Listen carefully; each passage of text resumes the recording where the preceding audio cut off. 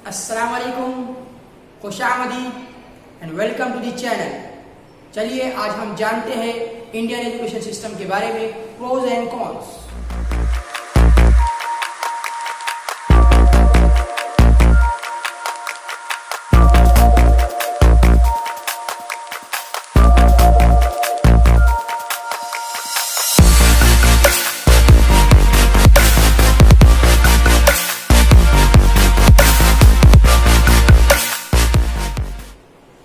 India में बच्चों को कम एज में ही स्कूल्स में ढकेल दिया जाता है।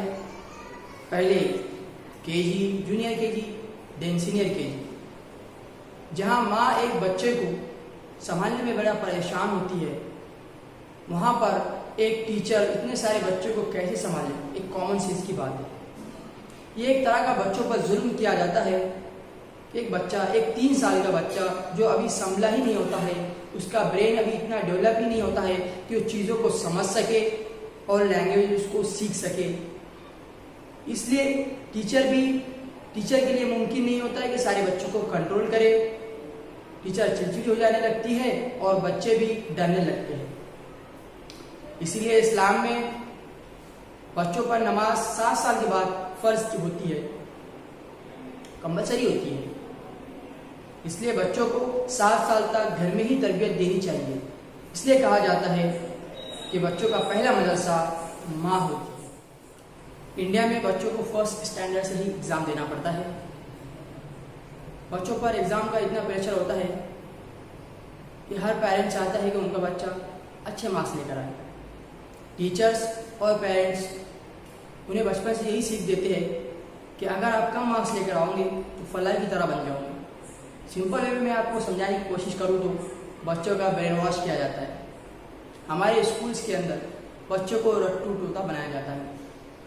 उन पर पढ़ाई का इतना बर्डन दिया जाता है कि अदर एक्टिविटीज़ के लिए टाइम ही नहीं होता है। उन पर सिर्फ असाइनमेंट्स एंड होमवर्क, इसी पर उनका टाइम निकला जाता है। Other activities like arts, music, creativity पर फोकस नहीं किया जाता है। बहुत सारे स्कूल्स के अंदर, अक्सर कॉन्वेंट स्कूल्स के अंदर तो यही हाल है, सुबह से लेकर शाम तक बच्चा स्कूल्स के अंदर ही होता है और स्पोर्ट्स को बिल्कुल इग्नोर किया जा रहा है।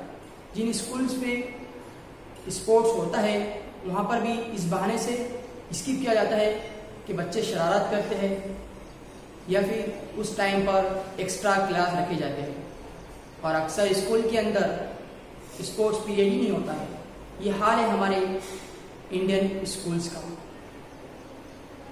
बच्चों को स्ट्रांग रहने के लिए फिजिकली और मेंटली स्ट्रांग रहना ज़रूरी है। इस तरह स्टूडेंट्स 10th में आ जाता है और फिर जब शुरू हो जाता है मार्क्स का बमाव कि अच्छे मार्क्स लेके आने हैं। अच्छी बात है, 10th में अच्छे मार्क्स लाने चाहिए, लेकिन अब 10th में आने के बाद स्टूडेंट पर इतना प्रेशर होता है कि पेरेंट्स भी चाहते हैं कि अच्छे मार्क्स आए। जैसे 10th का रिजल्ट आता है, अगर कम मार्क्स आते हैं या जिसे सेटिस्फाई नहीं होता स्टूडेंट उससे डिप्रेशन में जाता है और पेरेंट्स भी कहते हैं हाँ कम मार्क्स आ गए। मतलब मार्क्स का इतना वैल्यू दी जाती है कि हर पेरेंट चाहता है कि मेरा बच्चा जो है 90 अबव मार्क्स लेकर आए, जो कि पॉसिबल नहीं है। हर बच्चा ऐसे मार्क्स नहीं ला सकता है। इसी तरह जब स्टूडेंट 10th के पास हो जाता है फिर उस पर प्रेशर होता है कि अब मुझे करना क्या है। 11th 12th 2 साल फर्स्ट कहते हैं पेरेंट्स अब 1 साल इम्पोर्टेंट है, खूब पढ़ो। देना वो जैसे 11th के अंदर आ जाते हैं जब उन्हें लेना चूज करना होता है स्ट्रीम्स। हमारे जनरेशन का यही, आजकल के स्टूडेंट्स और पेरेंट्स का यही मानना है कि कॉमर्स और आर्ट्स को वैल्यू नहीं है, लेकिन ये गलत है। तो most of the students science को सिलेक्ट करते हैं, चाहे उन्हें साइंस में इंटरेस्ट हो या ना हो, चाहे उन्हें साइंस आता हो या ना हो, हर कोई साइंस लेने लगता है। जस्ट लाइक भी मैंने भी यही किया था, मुझको भी नहीं आता था, लेकिन ये बहुत सारी गलती कर लेते। आप भी यही गलती कर चुके होंगे या कर रहे होंगे। इसीलिए हर कोई साइंस लेने लगता है। अब वहाँ पर ये होता है कि अब जैसे वो 11th में एडमिशन के लिए आ जाते हैं, अब उन्हें होता है, एक तो इंडिया के अंदर ही हमारे पास ये होता है कि स्टूडेंट्स या तो मेडिकल करेंगे या तो इंजीनियरिंग करेंगे, 2 ही ऑप्शन। तो उन्हें कुछ पता ही नहीं होता है, अवेयरनेस ही नहीं होती है कि और भी बहुत सारी चीज़ें हैं, बहुत सारे हम कोर्सेज हैं जो हम कर सकते हैं। लेकिन मोस्ट ऑफ स्टूडेंट इंजीनियरिंग और मेडिकल के अंदर लगे रहते हैं। मेडिकल स्टूडेंट नीट की प्रिपरेशन करने लगते हैं और जेडब्ल्यू के लिए, इंजीनियरिंग के लिए जेडब्ल्यू की प्रिपरेशन करने लगते हैं। अब इसी में इतना कॉम्पिटिशन हो जाता है कि अगर हम महाराष्ट्र रीजन की बात करें, यहाँ पे कोचिंग सेंटर को इतना डिमांड है, इतना क्रेज है कि हर कोई कोचिंग सेंटर खोल रहा है, क्योंकि उसको बिजनेस बना दिया गया है। एक एक क्लास में 500-500 बच्चे होते हैं, एक एक सेंटर पर 10-10, 15-15 हज़ार स्टूडेंट्स जो है एडमिशन ले रहे हैं। इसके अंदर इतना कॉम्पिटिशन बढ़ रहा है, लोग अपने शहर को छोड़कर दूसरे शहर में जा रहे हैं पढ़ाई के लिए, 11वीं-12वीं की स्टडीज़ के लिए, जो कि मुझे नहीं लगता कि ये सही है। आप सोचिए, लगभग एक सेंटर पर अगर 10 से 15 हज़ार स्टूडेंट्स पढ़ते हैं, लेकिन मेडिकल नीट को क्रैक करने के लिए सिर्फ 100 से 200 बच्चे सिर्फ इसी को क्रैक कर पाते हैं, बाकी के बच्चे रिपीट करते हैं, राइट? क्योंकि ऐसा पॉसिबल नहीं है कि आप सब बच्चे उसी सेंटर से उस एग्ज़ाम को क्रैक कर पाए। लेकिन एक माइंडसेट हो जाता है, अगर हम यहाँ पर जाएंगे, यहाँ से कोचिंग लेंगे तो शायद हमें इसकी वैल्यू मिलेगी। फिर जैसे ही स्टूडेंट्स ग्रेजुएशन लेवल पर आ जाता है, अब ग्रेजुएशन पर आने के बाद भी अगर हम इंजीनियरिंग और दीगर ग्रेजुएशन लेवल की बात करें तो स्टूडेंट्स का सिर्फ फोकस होता है मार्क्स पर और पास पर, कि भाई मार्क्स अच्छे मिल जाए या पास हो जाए, बस यही फोकस होता है। स्किल्स की कोई वैल्यू नहीं होती है। कॉलेजेस के जो रूल्स है वो भी स्ट्रिक्ट नहीं होते हैं, वो भी अपने असाइनमेंट बेसिस पर स्टूडेंट्स को पास कर लेते हैं। प्रैक्टिकल ठीक से होता नहीं है, प्रैक्टिकल में उन्हें फेल नहीं किया जाता है, बल्कि उन्हें पास कर दिया जाता है, ढकेल दिया जाता है, जो कि मुझे लगता है कि प्रैक्टिकल इज़ वेरी इंपॉर्टेंट। अगर आपको कंसेप्ट समझना है, आपको फ्यूचर के अंदर कुछ करना है, आगे आपको जो एक्चुअली जो आपको प्रैक्टिकल लाइफ आपको जीना है, उसके लिए सारी चीज़ें आपको करने आने चाहिए।